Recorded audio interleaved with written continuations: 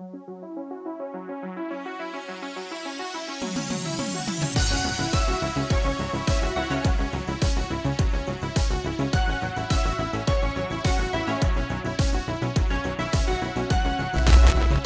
moving on from that, I went back to Tokyo, and I ran into the other half of the homestay family of the kids. The father, Manabu!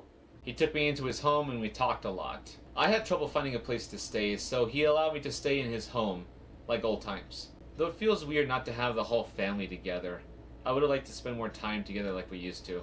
So with that, I made the most of my last week of the trip. So I went to Shinjuku, I ate at Wendy's there, and then I went to go to Toho Cinemas to see that Godzilla head sticking out of the building. It took me a while to find the place because I couldn't get a damn good signal out of my phone. And then after that, I had to go see the giant Gundam robot. You know, the one that moves? Unfortunately, I am too late. The one in Yokohama was taken down and will no longer operate that way. And they moved it to Osaka, which I had no idea it was there all that time. So I went to Diver City Plaza, and there I found the giant Gundam statue. So beyond that was a mall, a shopping district, and at the top was the Gundam Museum, where you see all kinds of figures put together by fans all those years. And it showed all the Gundam series from the past to the present.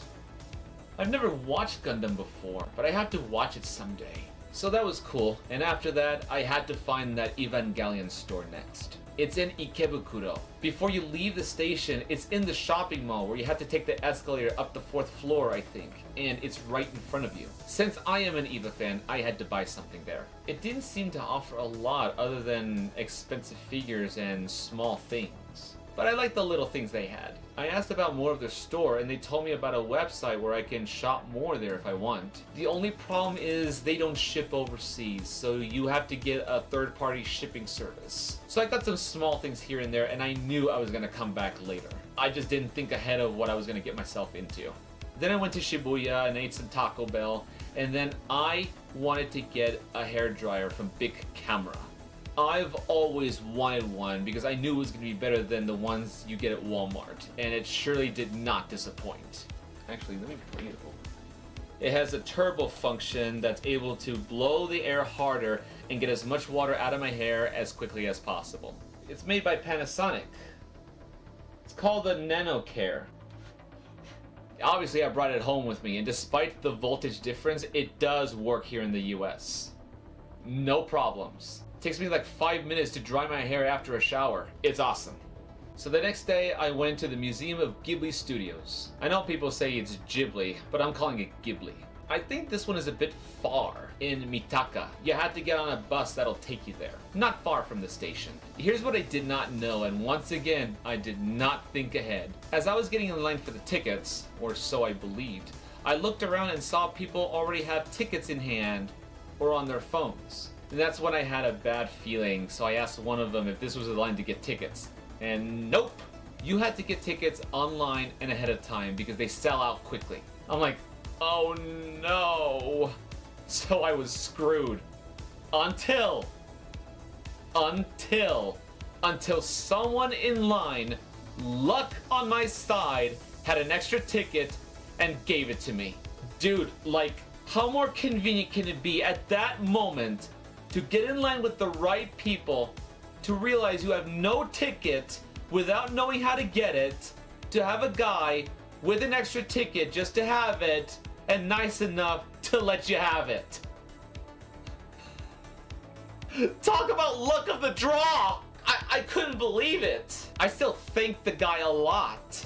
It sucks you have to know ahead of time to get tickets to places. I had to do the same for Universal Studios and get tickets at the Lawson store. Why couldn't it be easier at the entrance? Anyway, it was such a cool place. I brought along a postcard of Don Bluth's University with me along to show people that we have our own hand-drawn artist and to check out his movies if they love hand-drawn animation. I could not take pictures there, but it showed all kinds of tricks and ways and means of drawing old style. It has a small theater and showed a short film of his creation. There's a big robot on the roof of the building that's probably from one of his movies. I think from Castle in the Sky?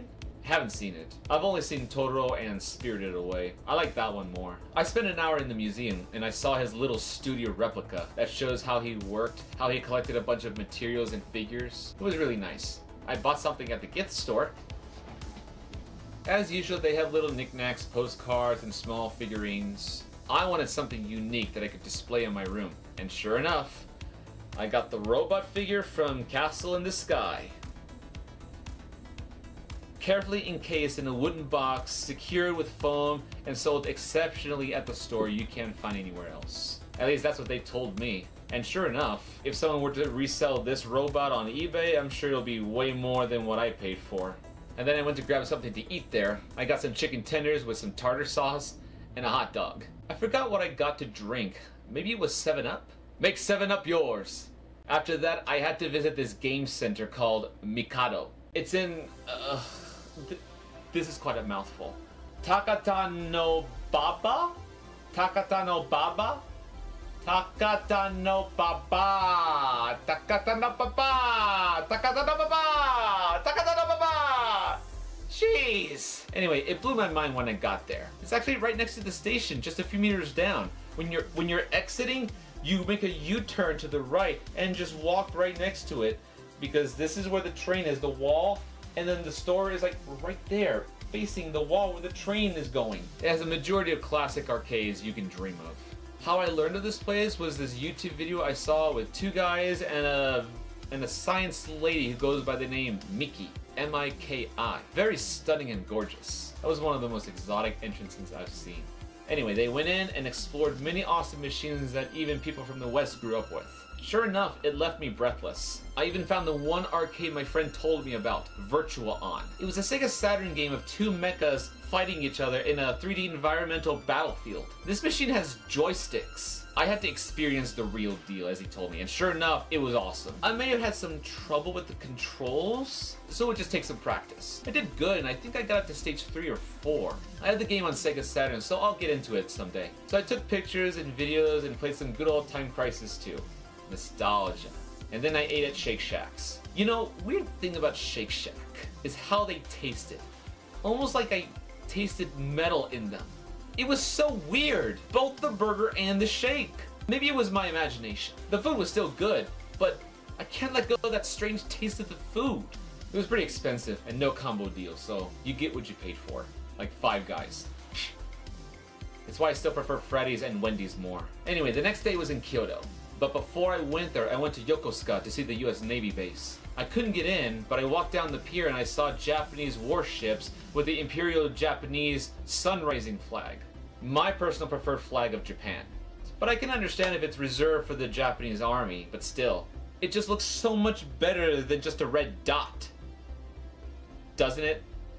I think so. So after that I went to Shinkansen to Kyoto, which took me 2 hours from Tokyo, to see my third homestay family, which were ever so delighted to see me again after so long. They took me to my favorite ramen place called Wagyu because it has beef in it. Then they took me around shopping to help me look for some particular items that I couldn't find anywhere. But I got a bento for a friend of mine and a thermos. We walked and talked a lot and had fun, and I took the train back to Tokyo for the night. Then the last day, I went to Yoyogi Park. There was an event happening there held many people of many different backgrounds. So I interacted like crazy to many people as I can and shared my interest in anime cartoons. I made some more friends there. I tried to stay in touch on social media. I also made friends with a voice actress. Who would have thought I would have befriended someone like that? She was pretty cool. I feel lucky. I shared what kind of music I listen to see if she knows any of them, and I think she knows quite a few that I showed, like Journey, Tears for Fears, and Bon Jovi. We played a couple of activities there, like volleyball, I think. We ate lunch, talked. It was fantastic.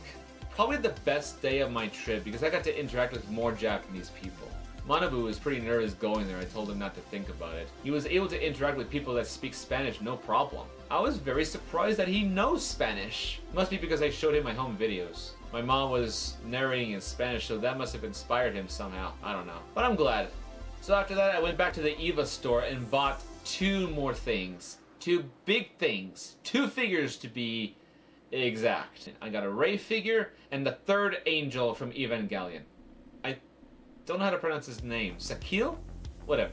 It was pretty big, and it was another act of me not thinking ahead, because now, how am I going to get all this stuff back to the States at home? Initially, I asked Manabu if he could mail it back to me at home, and he was okay with it when he finds time, because I was not in a hurry to get them. You know, I totally went overboard with shopping because I didn't bring a big suitcase, and I don't shop like this. So I had to carry my carry-on suitcase, plus the Universal Studios bag that had all the souvenirs and some clothes, and then the big Angel bag from the Eva store. How was I going to carry all these 3 things with me to the airport? So I asked him at the last minute if he could drive me to the airport, and I would pay him 15,000 yen, and he agreed. I felt bad doing this, but I was running out of time. At least we talked more, and I helped him with more Spanish words and quizzed him and all that. It took us 2 hours to get to the airport. And once I got there, I had to decide what to take with me because I was only allowed 1 carry-on. So I checked in my carry-on suitcase, and then I had to bubble wrap my giant Angel box and label it fragile. And all the way back, I was surprised that it was intact. So now they're safe and standing on my furniture along with my other figures and stuff I had to unpack when I got home. So this is the Angel figure, Sakil, pretty nice. And this is one of the Rey figures. Small, but look, it has long hair. It's really pretty. But this one, totally wanted this one. It's gonna get ya. So that was my trip to Japan for the 4th time, and as usual, I enjoyed it. I hope next time I go there, I'll get to meet the people I want, and this time, I actually want to go to check out a countryside. I'll study more Japanese to try and hold a conversation so I can meet somebody and bring home with me. Let's move on to what's been going on. As y'all know, I'm moving closer to starting my content, but I wanted to expand my room more. So I ordered a lot of stuff. When I see YouTubers stream or make videos, people get distracted with what's behind them, and it's usually their collection. If you know Nerdrotic, you know it's loaded with action figures. Gamers have the same thing, but with video game stuff, like Risen models, or other figures from anime shows, or whatever. Awesome neon lights that light up. So cool. So I decided to do the same a bit. I've been buying a lot of games and figures too. So I got a bunch of stuff from the mail while I was away, and I had to unpack a lot. And throughout the month of June, I still bought more stuff. Yay! But I didn't stop there, because I just kept buying more. And guess what? I'm back at the pit of debt again. Yay! I guess that's my own curse if I keep doing that. I'm like that girl in that meme that keeps grabbing every game she has to have, and then when she brings them home, then she looks at the pile of unfinished games that she hasn't touched yet. I feel like I'll be 62 before I ever reach any Switch games. And now we have the Switch 2? It's crazy. I'm not in a hurry to get it, especially when I'm so far behind. I'm not even gonna get it anyway, especially when you're not gonna be able to own it. But that's another story. So the last stream I did was Wayne Gretzky's 3D hockey for Christmas, and then I put it off for a while because I was getting stressed out. As I think about how I'm going to be able to do all this without much editing work, I think I'm just going to rely on one intro from now on and not use any game logos that's going to show what game I'm going to be playing. For a while it was really neat, but again, I'm going to save myself the stress of work because it's just so time consuming. I'm already stressed on making this video, so no need for more like it, right? So with that, it's going to be easier for me to stream with less work. But I still want to make videos, and that's another thing I'm brainstorming on. I want to watch movies and be able to talk about it in short videos. Same with video games, but give a grade while analyzing all the stuff and justifying my grade on it. There's this new website, I don't know what it's called, where you can upload your movie review and then grade it on it, and just write the review yourself. That's something I want to do and make it fun. But like any content creator, you gotta have an appealing look. And I just went crazy again with the buying. Just look behind me, and over there. I now have a rad setup, and I can't wait to get started. I'm still slow at this though, and it's so tiring to be sitting on this chair for hours, so please bear with me. I'm going to make a separate video showing my room and my collections. I want to learn how people make videos and upload them on Instagram and get lots of traction. The people there that have a nice rad setup, I want to have one of my own, just like them. I'll buy more in the future when I have my own place. But I also have all these other projects I want to fund. There's these fan fictions I love reading that are written by fans of popular IPs that I want to turn into manga comics. There's also a graphic visual novel I want to make of Super Smash Brothers. That's going to take a lot of money, so I hope this monetization works out for me. But I was also offered a job to relocate up north in the US. If I do that, it means it's time for me to finally pay rent versus live free here but still stuck in the desert. I think it's too soon to decide that because I still have to pay my debts. But now I don't know if I want to yet because I want to do all these projects. I may end up going to school to learn a better trade for a better paying job. I still want to find a Japanese girlfriend. It's already stressful enough as it is. But the more I think about my decision, the harder my life will be if I make the wrong move. I don't know what to do. Perhaps you can give me your 2 cents if you were in my shoes. Let me know in the comments. We'll see what I'll do. If anything is spontaneous, it's an experiment. If it works, I'll keep going at it. But for now, it feels good to be back, and I'll be back to streaming very soon. I hope to see you all back as my audience. I got more games, more plans, more entertainment. Are you looking forward to it? You bet your ass you are. Catch y'all next time. Smell you later.